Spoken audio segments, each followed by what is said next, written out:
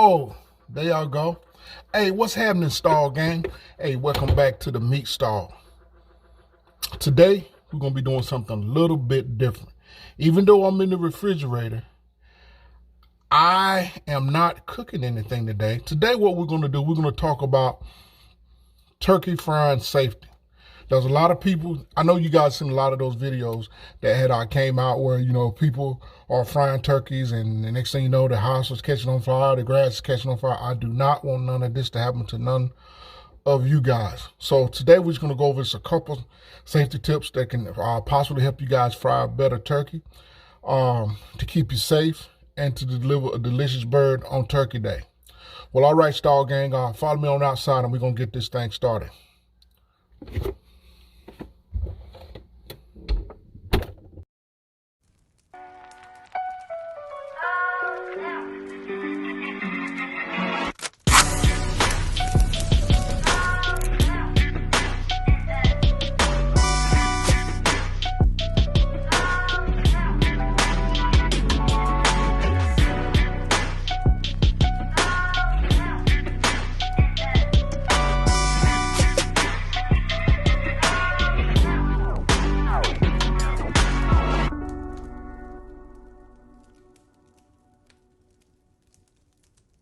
All right, let's get into this.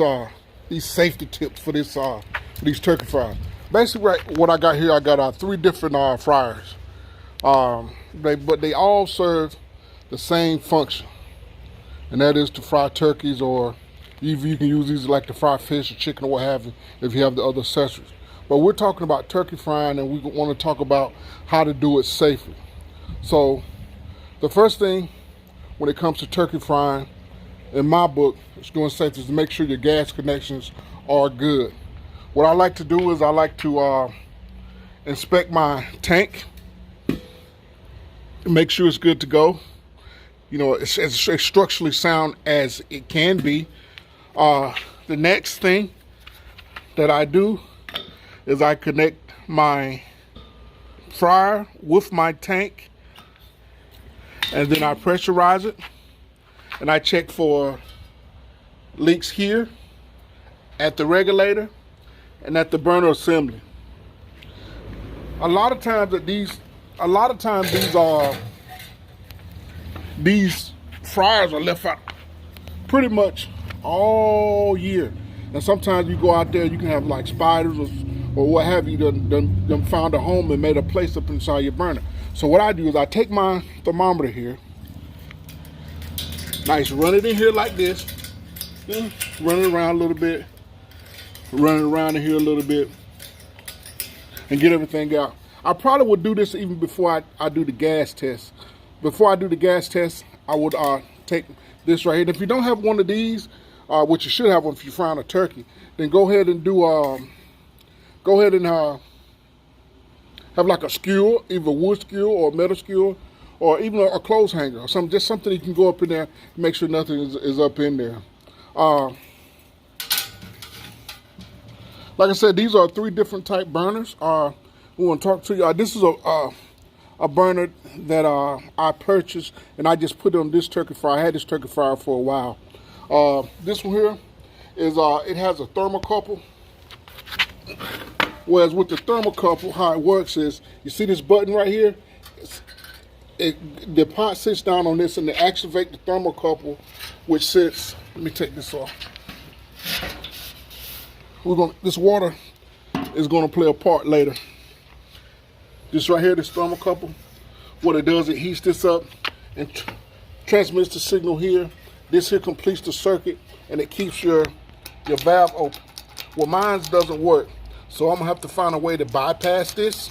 So more than likely, I will probably just take all of this out, find me a plug that up, and then we'll just come straight in, kind of like on this one here.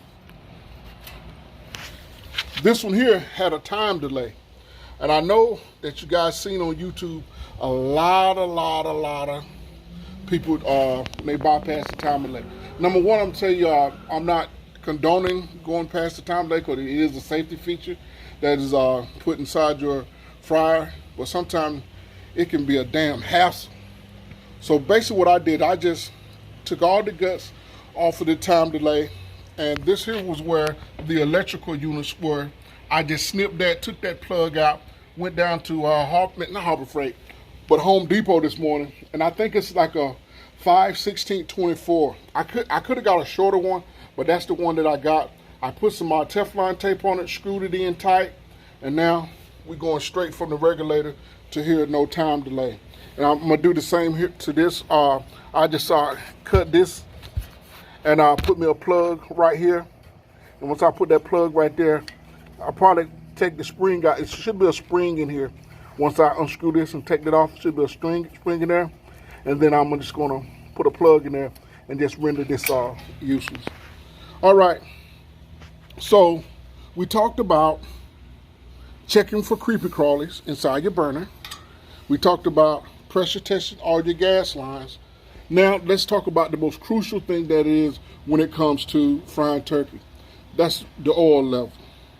A lot of people get in trouble when it comes to frying turkey is they put too much grease inside of their turkey fryer.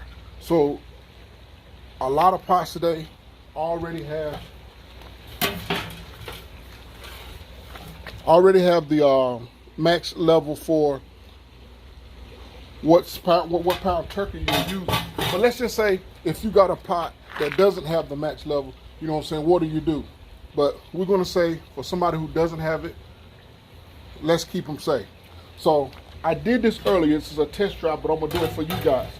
Right here, I have my water in here. I'm gonna pour this water out.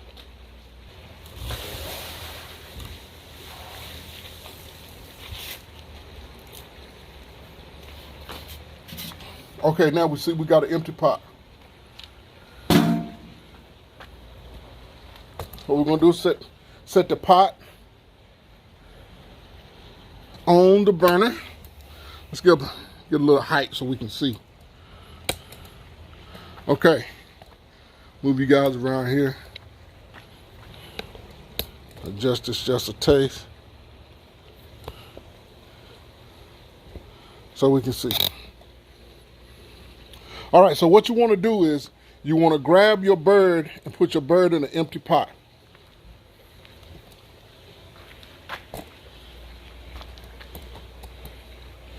Now over here I got probably about, I got 4 in this one, I got 3 in this one, and I got another 6 in the house.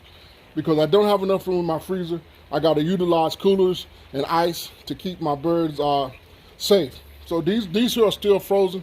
Tomorrow, or let's see, I'm gonna cook my first one Wednesday. So probably tomorrow I'm gonna start thawing them out. And once they get thawed out, I'll put them back in here thawed out under the ice, never fall into the danger zone. But let's take a look at the turkey.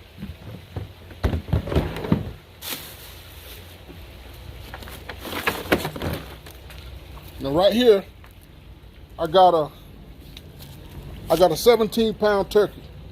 You see, says 1791. That's a 17-pound turkey. So basically, we're gonna go ahead and round this up to 18 pounds. So what you do is you take your turkey. Follow me over here. And you place your turkey inside your pot. That's how it's going to be minus the wrap. Now let me go get my water, and I'm going to fill this thing up until the turkey is submerged. And what's this going to replicate? This is going to replicate the displacing of the oil once you put your turkey in there. Let's get this water going.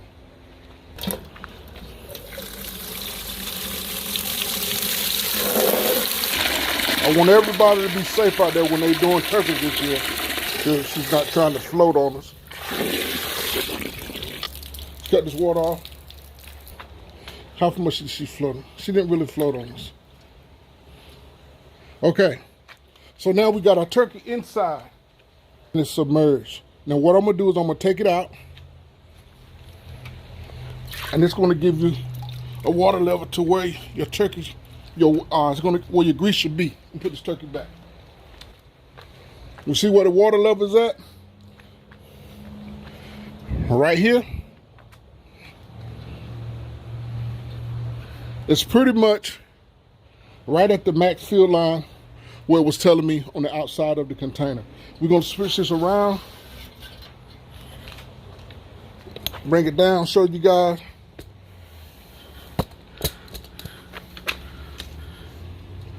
Right here at this line, this is the line where we're at on the inside.